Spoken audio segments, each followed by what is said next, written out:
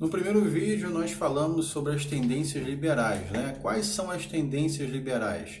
Para você que não sabe, as tendências liberais, as tendências pedagógicas liberais são, primeiro, tradicional, a outra é renovada, a outra é renovada não diretiva e tecnicista.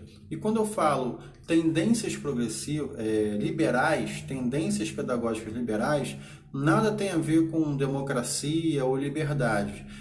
Tem a ver, sim, com a ordem econômica do contexto social ao qual elas foram criadas, que era uma visão de escola voltada para formar pessoas que viessem atender a sociedade nas suas necessidades. Num caso, voltados para gerar mão de obra para o mercado de trabalho, tá ok? E agora nós veremos, né, as tendências progressistas. E quais são elas, gente? A primeira, o nome já fala, né? Já as tendências pedagógicas progressistas analisam de forma crítica as realidades sociais cuja educação possibilita a compreensão da realidade histórica social, tá? Explicando o papel do sujeito como um ser que constrói sua realidade. Olha que interessante.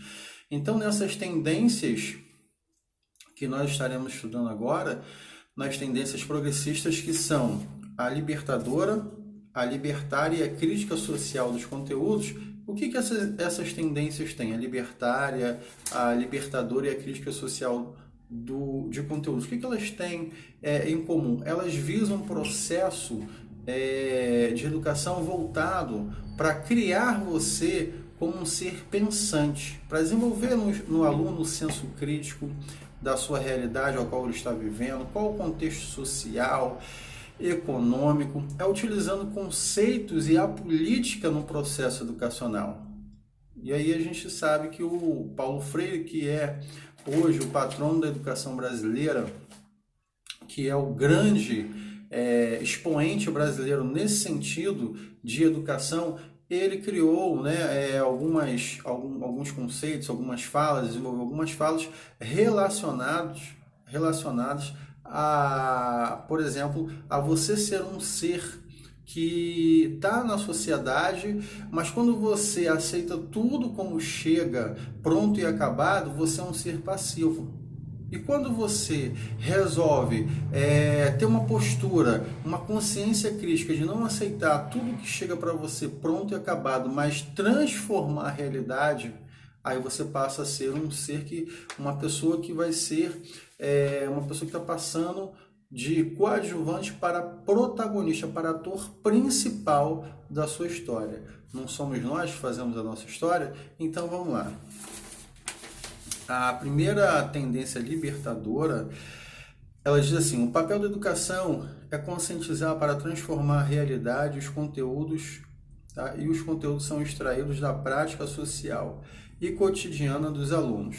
Os conteúdos pré-selecionados são vistos como uma invasão cultural. A metodologia é caracterizada pela problematização da experiência social em grupos de discussão. Então, ou seja, nessa metodologia da educação libertária, o aluno está ali constantemente com grupos, dando a sua opinião, escutando a opinião do seu colega, pegando um tema da sociedade, colocando ali no meio daquela roda de uma discussão, problematizando. Ou seja, os conteúdos, de acordo com essa tendência libertadora,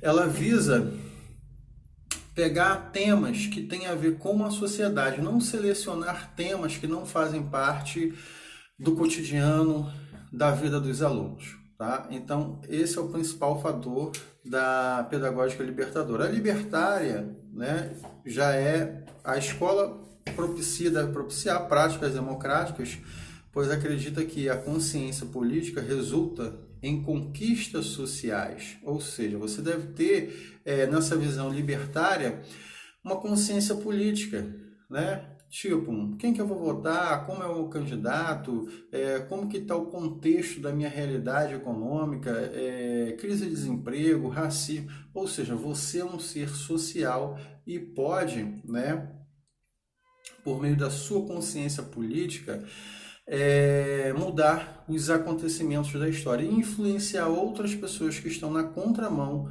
de um pensamento libertário, democrático também. Tá? Os conteúdos dão ênfase às lutas sociais. Essas lutas sociais começaram com Karl Marx, né, na Europa.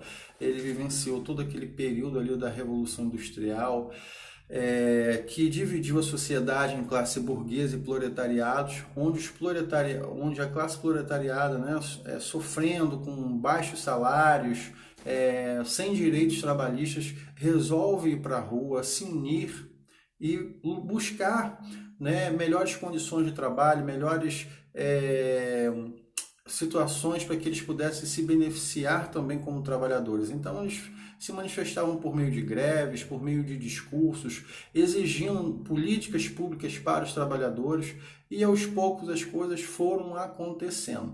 Então nessa tendência libertária, o que as pessoas devem ter essa consciência coletiva, que unidas elas conseguem, né, reivindicar com uma força maior, mas para isso deve haver uma união, uma consciência, um objetivo único, o objetivo de mudar e lutar, né? Você que está numa classe, por exemplo, de professor, como que o professor vai lutar? Né? Ou seja, ele tem as metas e objetivos dele. Se você faz parte de um sindicato de estivadores, por exemplo, ou de um sindicato de caminhoneiro, não importa, cada categoria tem a sua causa, né, para reivindicar e lutar por ela. Então, de acordo com essa pedagogia libertária, a luta de classes, né, poderia mudar, dar uma contribuição de melhoria para a nossa sociedade mais justa e mais igualitária.